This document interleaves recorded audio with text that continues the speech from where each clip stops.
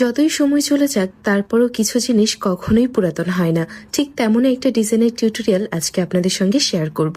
আমি যখন মেহেন্দিটা একদম শুরু করেছিলাম ওই টাইমটাতে আমার সবচেয়ে পছন্দের প্যাটার্ন ছিল অ্যারাবিক প্যাটার্ন। এখনও আমার অনেক বেশি ভালো লাগে, তবে হয়তো বা কর্মব্যস্ততার কারণে সেভাবে অ্যারাবিক ডিজাইনগুলো করা হয়ে ওঠে না। তবে আমি লক্ষ্য করলাম লাস্ট কিছুদিন থেকে বেশ অনেক আপুরা আমাকে টেক্সট করছেন, আপু প্লিজ একটা অ্যারাবিক ডিজাইনের টিউটোরিয়াল আমাদের সঙ্গে শেয়ার করুন। তাই আমিও একদমই সুযোগটাকে হাতছাড়া না করে টিউটোরিয়াল করতে বসে গিয়েছিলাম। এখানে খেয়াল করলে দেখবেন আমি জাস্ট খুবই সিম্পল ভাবে রোজ আঁকাচ্ছি। আর এই ডিজাইনটা কিন্তু এত বেশি বেসিক, আপনারা একবার দেখলে যে কেউ করতে পারবেন।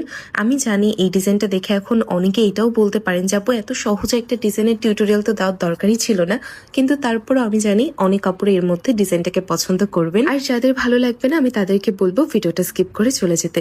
খেয়াল করলে দেখবেন আমি কিন্তু প্রথমেই রোজটা আঁকার পর তার সাইডের লাইনগুলোকে বোল্ড করে ফেলিনি, আমি বাইরে থেকে একটা লাইন করে নিয়েছি। তারপর যখন আমার আশেপাশের কাজগুলো মোটামুটি কমপ্লিট হয়ে যাবে তখন হচ্ছে আমি বর্ডার লাইনটাকে করব। তাহলে হয় কি মেহেদিটা কখনোই ছড়িয়ে যাবে না। আমি এখানে জাস্ট হামসের যে ফ্লাওয়ার হয় আমার মন মতো করে যেটা আমার ভালো লাগছিল ঠিক সেভাবেই আমি এখানে একটা একটা করে ডিজাইন অ্যাড করছিলাম। অ্যারাবিক ডিজাইনের সবচেয়ে মজার দিকটা হচ্ছে খেয়াল করলে দেখবেন প্রায় একই রকম প্যাটার্ন কিন্তু সম্পূর্ণ ডিজাইন জুড়ে ব্যবহার করা হয়, কিন্তু তারপরও এই ডিজাইনটাকে দেখতে অনেক বেশি সুন্দর লাগে। আমার ব্যক্তিগতভাবে তো অনেক পছন্দ। আপনাদের কার কার অ্যারাবিক ডিজাইন ভালো লাগে সেটি কিন্তু আমাকে কমেন্টে অবশ্যই জানিয়ে যেতে পারেন। এখন দেখুন যখন সাইডের কাজগুলো মোটামুটি আমার হয়ে গিয়েছে আমি কিন্তু ফিল আপের কাজটাকে করে নিচ্ছি।